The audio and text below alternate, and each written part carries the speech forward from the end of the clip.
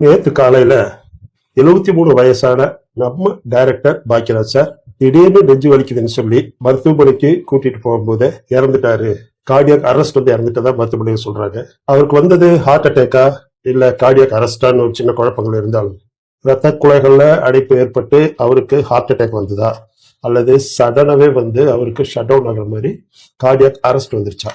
பாக்கியராஜ் சாருக்கு முன்னாடியே சில வார்னிங் சைன்ஸ் இருந்திருக்கலாம். சும்மா 3 சைன்ஸ் இருந்திருக்கலாங்க. ஃபர்ஸ்ட் சைன் வந்து அவருக்கு அதீத சோர்வு கடந்த 2-3 நாளாவே இருந்திருக்கணும். அவருடைய வீடியோ கிளிப்பிங்ஸ் எல்லாம் பாருங்க. முந்தானத்து கூட குஷ்புடைய மகளுக்கு கல்யாணம்னு சொல்லி கோவாக்கு போயிட்டு வந்திருக்கிறாரு. அங்க மணவரையில மணமக்களை வாழ்த்துறதுக்காக மேல ஏறும்போது கூட ரொம்ப சோர்ந்து அடுத்தவங்க ஹெல்ப் பண்ணி அவர் அப்படியே மெதுவா நடந்து ஏறி போய் வாழ்த்துறத பாக்குறோம்.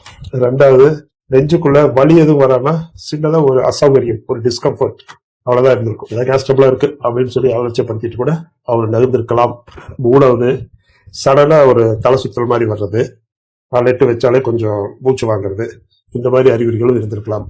சிம்பிளா சொல்றேங்க, இந்த மாதிரி முன்னெச்சரிக்கை அவருக்கு வந்த வார்னிங் சிக்னல்ஸ் மாதிரி நம்ம வீட்டுல யாருக்காவது பெரியவங்களுக்கு இருந்துச்சுன்னா நாளைக்கு பார்க்கலாம், நாளைக்கு பார்க்கலாம், இசிஜி எடுக்கிறதுக்கு டாக்டர் பார்க்கறதுன்னு சொல்லி தள்ளி போடாது. உடனடியா போய் கார்டியாலஜிஸ்ட் அப்பாயின்மெண்ட் வாங்குங்க, பாருங்க, இசிஜி எக்கோ எனக்கையாவது ஒன்று எடுத்து அவங்க ஹார்ட் நல்லா இருக்கான்னு சொல்லி பார்த்துருந்தா நம்ம இந்த சடன் கார்டியாக் அரெஸ்ட் எல்லாம் வராம தப்பிச்சிருக்கலாம்.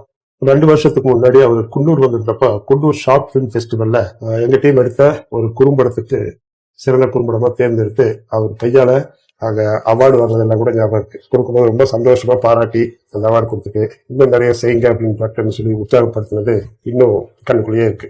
அதுலயும் கோயம்புத்தூர்காரரு, நம்ம ஊருக்காரரு கொஞ்சம் அதிகமாவே மனசு கிடக்குது அவர் இறந்தது கேட்கும்போது. அவருடைய ஆத்மா சாந்தி அடைய எல்லாம் உள்ள இறைவனை பிரார்த்திக்கிறேன். ஓம் சாந்தி.